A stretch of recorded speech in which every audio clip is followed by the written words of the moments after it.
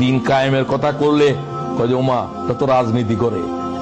তোমার জন্য আমার কোনো আলোচনাই নাই, তুমি বুঝো নাই, তোমার জন্মও তুমি বুঝো নাই, তোমার আল্লাহ বানাইছে রাজনীতি করার জন্য। ইন্নী জাইলুন ফিল আরদে, খেলাফত ইটসেলফ এ পলিটিক্যাল ওয়ার্ড।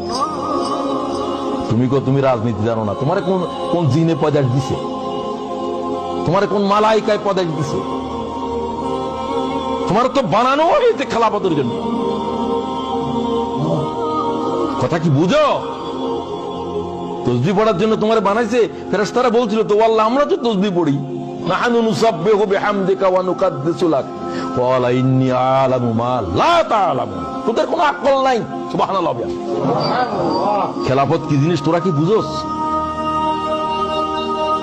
তোদের কাজ হলো তসবিহ তাহলিল, এগুলোর ভিতরে থাক। আর তুমি এখন ওটাকে তসবিহ তাহলিলের ইবাদত বুঝছো। তোমার কি জন্য বানাইছে ওটা তুমি বুঝোও নাই। আমাদের এমন একজন ইমাম লাগবে যেটা রাজনীতি করে না, এর পিছনে নামাজই হবে না। নামাজ হবে না বলছি আমি। সে তো আসাধ্য তোর তার জাহেল। ঈসা আলাইহিস সালাম আসে শুধু বলবেন যে যুদ্ধের জন্য তৈয়ার হও, এই প্রথম লফজ। ইমাম মেহেদী জাহের হওয়ার পরে বলবেন যে যুদ্ধের জন্য তৈয়ার হও, জিহাদের বায়াত করো। নামাজের বায়াত চলবে না, রোজার বায়াত চলবে না, কিসের বায়াত করবে? ইমাম মেহেদী আসি জিহাদের বায়াত করে। ঈসা আলাইহিস সালাম নামাজের সালাম ফিরাবেন, আসরের নামাজে দাঁড়াবেন, বলবো যে তোমরা যুদ্ধের বায়াত করো, দাজ্জাল কোথায় আছে? তোমার কোনো খবরে নেই। তুমি তখনও বলিও আমার তো কিছু তসবিহ আছে বাকি আছে, তুমি পড়বে তসবিহ গুলো। তোমার তো আর কোনো কাম নাই, তুমি বুঝোও না।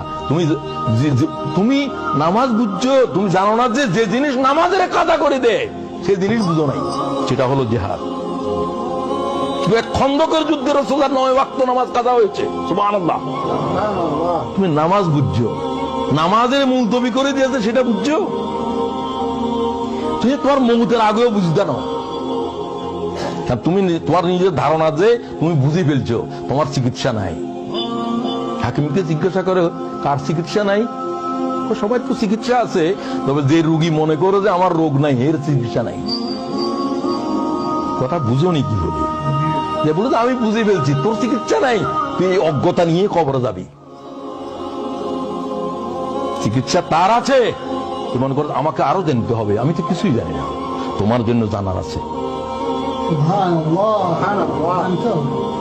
আজীব বিষয় চলছে উম্মতের উপরে। উম্মতের আলেমেরা গোমরা হয়ে গেছে, ইল্লা মাশাআল্লাহ। এবং কিয়ামতের আগে তাই হবে।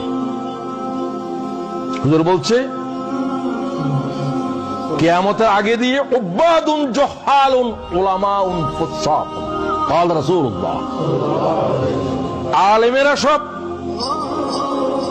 ফাসিক হয়ে যাবে, জাহেলেরা আবেদ হয়ে যাবে। জাহেলেরা আবেদ হবে, ইবাদত বুঝবে না। কথা বুঝছেন নাকি? ইবাদত বুঝবে না, হেদের ইবাদত হবেও না, কারণ তাদের ইলম নাই। কোরআন শরীফ পড়ে ভুল পড়ে, ওটা করে ভুল পড়ে, ভুল করে সবকিছু।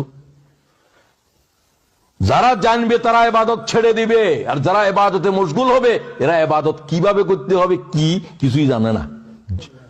জহাল বলছে, আলেমেরা ফাসিক আর জাহেলেরা আবেদ। কিয়ামতের আলামত।